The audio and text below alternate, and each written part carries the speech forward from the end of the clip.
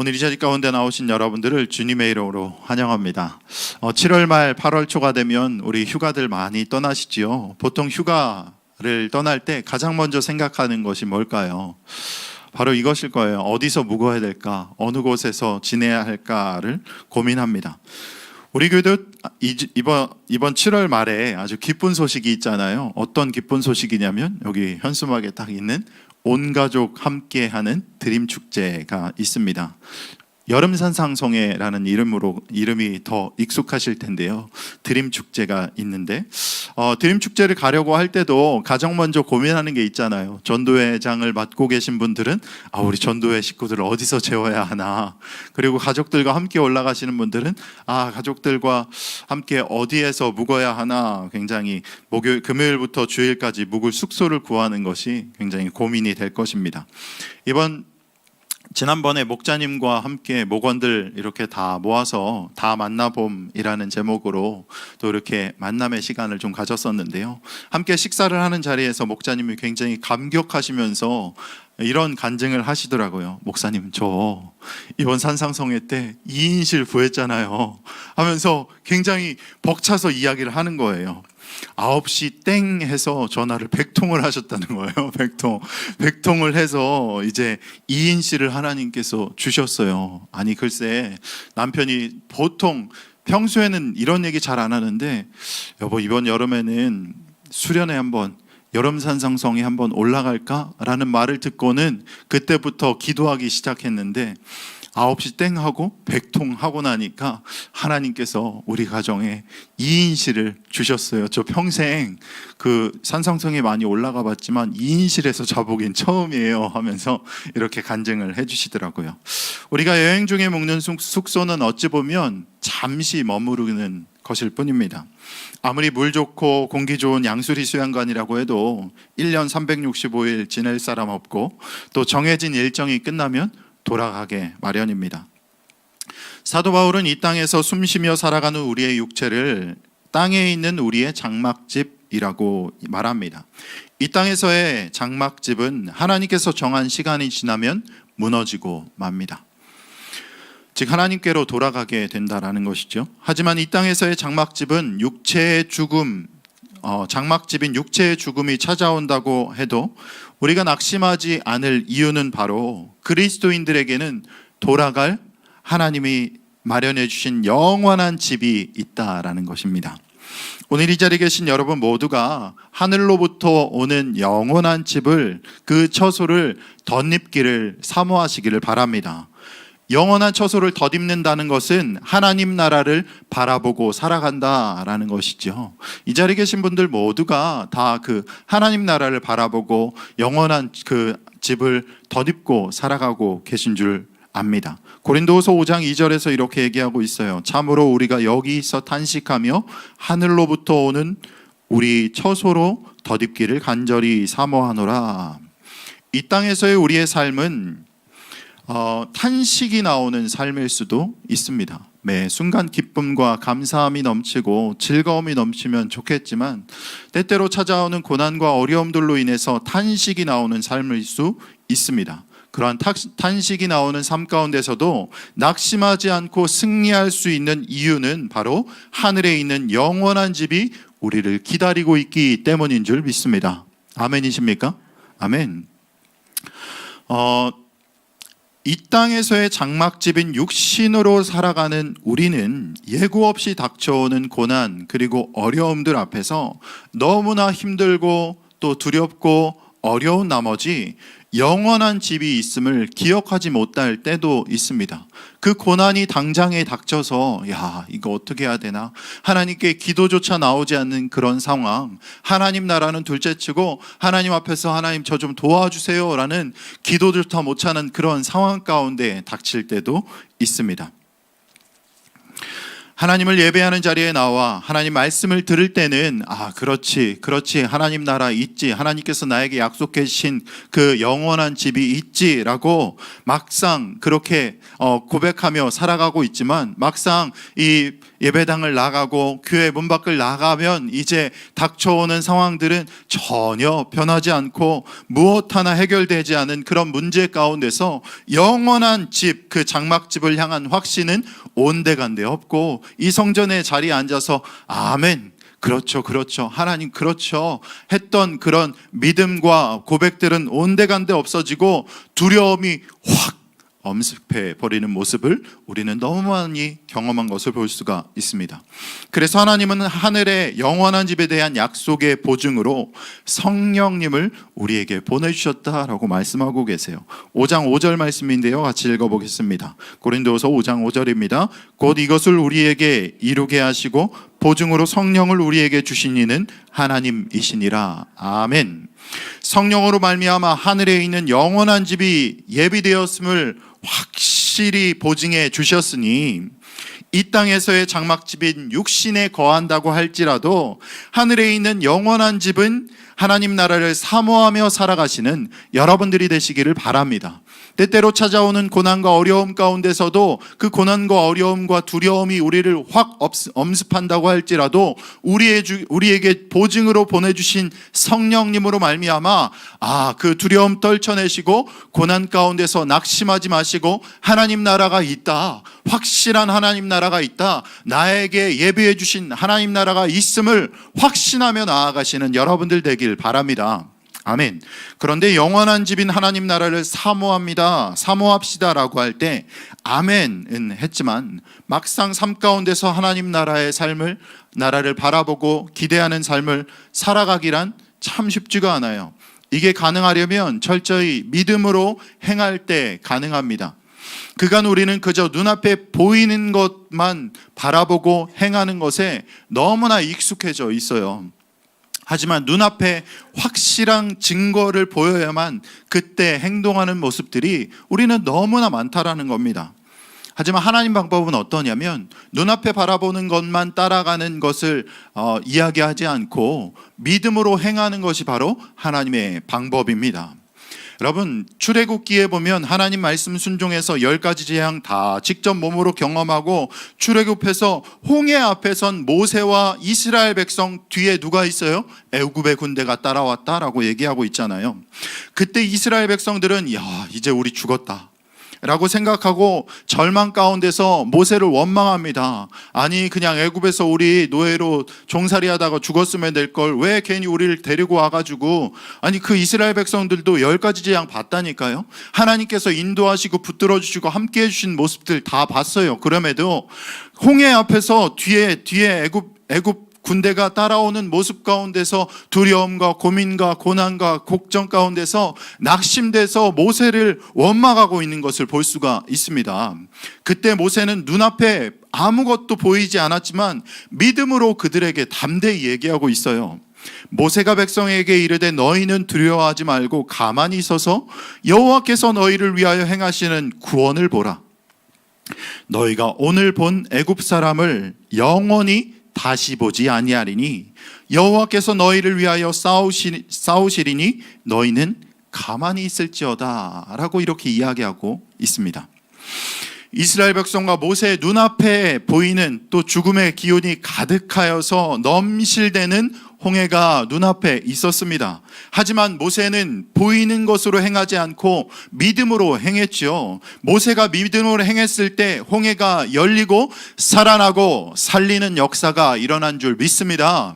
하나님께서 살려주신 것이죠. 믿음으로 행했을 때 살려주신 것이죠. 이스라엘 백성들과 모세의 눈앞에는 동일한 홍해가 보였습니다. 하지만 이스라엘 백성들은 걱정하고 고민하고 낙심했고, 모세는 믿음으로 행했을 때 그 홍해가 쫙 열리게 된 줄 믿습니다.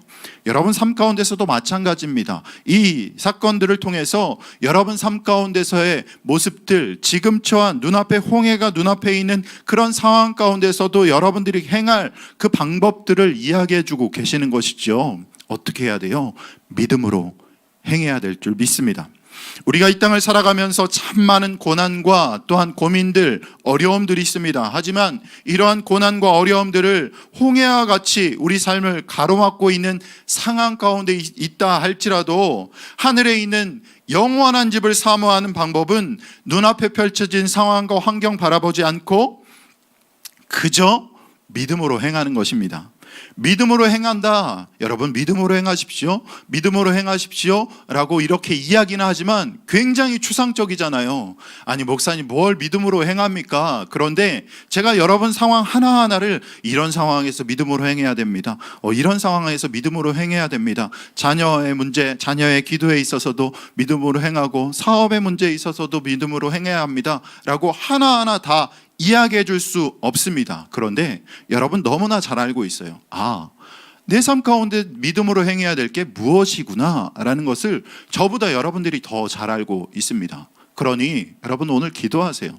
하나님, 내가 내 삶 가운데서 막혀있는 문제, 홍해가 눈앞에 있는 그런 문제 가운데서 이 문제를 믿음으로 행하게 도와주시옵소서. 또한 여러분, 믿음을 행할 능력 없습니까? 그럴 힘 없습니까? 어제 뭐라고 얘기했어요? 우리는 질그릇에 뭘 가졌다고요? 보배를 가진 자. 그래서 하나님의 능력대로 행할 수 있는 자들입니다. 하나님, 나에게 능력 더하여 주시옵소서. 믿음으로 나아가게 능력 더하여 주시옵소서라고 그렇게 기도하시는 여러분들 되시기를 바랍니다. 믿음으로 행하는 성도는 이 땅에서의 장막집인 몸을 떠나서 주님과 함께 영원히 있는 것을 소망합니다. 하지만 이것은 우리의 뜻대로 되지 않아요. 아유, 주님, 저 좀 빨리 데려가세요 라고 해도 그렇게 기도하시는 분들이 보면 또 계속 또 제일 오래 살고 계시더라고요. 우리 뜻대로 되지 않아요. 하나님 뜻대로, 하나님 손에 있습니다. 하나님께서 불러주실 때 우리는 이 땅의 장막집을 떠나서 하늘에 있는 영원한 집으로 거하게 되는 것이죠. 때때로 예수님을 믿는 분들 중에는 이 땅의 삶은 무의미하다, 하나님의 삶만 중요하다라고 하면서 가족과의 관계, 주변 사람들과의 관계, 심지어는 교회에서 주변에 있는 성도들, 교우들과의 관계 다 단절한 채 그저 독불장군으로 하나님께만 집중하면서 살아가고 있는 모습들을 종종 보게 됩니다. 하지만 사도 바울은 우리의 몸으로 있든지 또 떠나 있든지 주를 기쁘시게 하는 자가 되라 라고 이야기하는 거죠. 9절에서 그런 주 우리는 몸으로 있든지 떠나 있든지 주를 기쁘시게 하는 자가 되기를 힘쓰노라 라고 말합니다. 그렇기 때문에 영원한 하나님 나라를 소망하는 성도라면 이 땅에서의 삶과 또한 관계를 통해서 하나님을 기쁘시게 하는 여러분들이 되시길 바랍니다. 세상 가운데서도 칭찬받는 여러분 되길 바랍니다. 또한 여러분 얼굴이 전도지가 되고 여러분 삶이 그저 그 사도행전 29장이 되어서 그 삶을 살아가시는 여러분들 되길 바랍니다. 가는 곳마다 복음 증거하시고 삶으로 하나님을 기쁘시게 하는 자가 바로 여러분들이 되기를 바랍니다. 그래서 우리는 고민을 좀 해봐야 돼요. 나는 어떻게 하나님을 기쁘시게 할 수 있을까? 나는 어떻게 하나님을 기쁘시게 할 수 있을까를 고민해봐야 돼요. 실제적으로 여러분들의 삶을 돌아보시고 어떻게 주를 기쁘시는 자가 될 수 있을까를 고민하시고 오늘 기도하시면서 하나님, 내가 주님을 기쁘시게 하는 자가 되기를 원합니다. 최고의 예배 드리고 기뻐하고 또 복음 증거함으로 기뻐하고 삶 가운데서 기뻐하고 또 가정 가운데서 관계에서도 기뻐하고 주변 사람들과의 관계 가운데서도 기뻐하는 자 되기를 원합니다 라고 그렇게 기도하시며 그런 삶을 살아가시길 바랍니다. 결단해야 돼요. 여러분 삶에 너무나 딱딱해져서 굳어져 있어요. 하나님을 기쁘시게 하는 방법들이 그저 하나님 방법이 아니라 여러분 방법대로 그저 딱딱하게 굳어져 있는 모습이 있어요. 다 깨고 오늘 기도하면서 하나님 방법 아닌 거 다 내버리고 하나님 방법대로 내가 주님 기뻐하시기를 원합니다. 기뻐하게 하기를 원합니다 라면서 간절히 기도하고 철저히 고백하고 결단하고 이 문 밖을 나가야 됩니다. 문 밖에 나갈 때 한 겹 그 결단한 것들 다 벗겨지고 그 여러분 방법이 그대로 남아있을 거예요. 그래도 계속해서 결단하고 또 결단하고 또 결단하고 딱딱하게 굳어있는 그것을 다 깨버리고 하나님 방법대로 하나님 기쁘시게 하는 여러분 되길 바랍니다. 그래서 이런 찬양이 있잖아요. 살아도 주를 위해, 죽어도 죽을 주를 위해, 사나 죽으나 난 주의 것. 이 고백이 그저 노랫가락에 있는 그냥 노래로만 끝나는 것이 아니라 여러분 삶의 고백이 되길 바랍니다. 그리고 오늘 찬양도 했잖아요. 이것이 나의 간증이요 이곳이 나의 찬송일세. 여러분 삶이 간증이 되고 찬송이 되길 바랍니다. 그러므로 말미암아 하나님께서 여러분 간증 듣고 하나님께서 여러분 찬송을 들을 때 참 예쁘다 라고 이렇게 하나님께 칭찬받고 하나님을 기쁘시게 해드리는 여러분들 되길 바랍니다. 이 땅에 살아가는 모든 자들은 땅에 있는 장막집이 무너지고 그리스도의 심판대 앞에 서게 될 것입니다.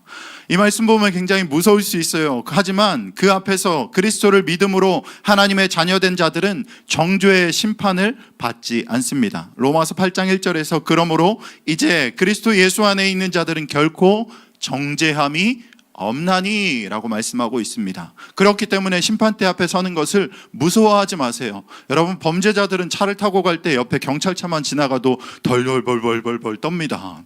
왜요? 걸릴까봐, 내가 지은 죄에 걸릴까봐. 그저 경찰차는 지나갈 뿐인데 심판대 앞에 섰다고 우리는 전혀 두려워할 필요 없습니다. 그저 하나님이 품어주시고 안아주시는 것을 누리시면 됩니다. 왜냐고요? 우리가 믿음으로 말미암아 하나님 자녀 되었기 때문입니다. 사랑하는 여러분, 우리는 이 땅에서 장막집에 거하며 살아가는 자들입니다. 그래서 때때로 우리 삶 가운데 고난과 어려움들 있을 수 있습니다. 눈앞에 홍해가 있을 수 있습니다. 하지만 고난과 어려움 다가오면 넘어지고 쓰러지고 낙심하지 마시고 끝까지 믿음으로 행함으로 낙심치 않고 기쁨으로 주를 기쁘시게 하는 여러분들이 되길 바랍니다. 또한 이 땅의 장막집 무너져도 하늘의 장막집이 있다, 나 심판대 앞에서도 두렵지 않다라는 고백과 감사함과 기쁨 가운데 살아가시는 여러분 되길 바랍니다. 여러 가지 숙제들 드렸어요. 어떻게 믿음으로 행할지, 어떻게 하나님을 기쁘시게 하는 삶을 살아갈지 여러 가지 숙제 드렸으니 오늘 기도하실 때 여러분 간절한 기도 제목도 기도하시고 그 숙제들도 고민해 보시기 바랍니다. 그리고 간구하시기 바랍니다. 하나님 나에게 힘 주시옵소서, 하나님 나에게 능력 더하여 주시옵소서라고 간절히 기도하시기 바랍니다. 기도하겠습니다. 하나님 감사합니다. 하나님 우리를 이 땅 가운데 살아가게 하시고 이 땅의 장막집이 무너질 때 두려워하고 떨리는 것이 아니라 또 낙심하는 것이 아니라 하늘에 있는 영원한 집을 사모하게 하심에 감사합니다. 또한 바라보고 하나님만을 바라보며 살아가는 우리가 될 수 있도록 도와주시고 우리에게 약속하신 하나님 나라를 확신함으로 매일 두려움과 떨림이 아니라 기쁨과 감사함이 넘치는 삶 살아갈 수 있도록 도와주시옵소서. 또한 내 눈앞에 내 삶에 닥쳐온 홍해 가운데 있는, 홍해가 눈앞에 있는 사람들이 있다면, 그런 성도들이 있다면 하나님께서 믿음으로 행할 능력 더하여 주셔서 그 홍해에 갈라지고 우리 삶 가운데서도 그런 어려움과 낙심 가운데 있는 모든 성도들 삶 가운데서도 살아나고 살리는 역사가 있을 수 있도록 하나님 도와주시옵소서. 특별히 하나님 간절한 기도 제목 가지고 이 시간 아랠 텐데 하나님께서 응답의 역사를 하나님께서 책임져 주시고 인도하시고 함께하여 주시옵소서. 감사합니다. 사랑이신 예수님의 이름으로 기도했습니다. 아멘. 이 시간 함께 기도하실 때 들으신 말씀 생각하시고 여러분들의 간절한 기도 제목 가지고 함께 주님 이름 함께 크게 부르고 기도하겠습니다.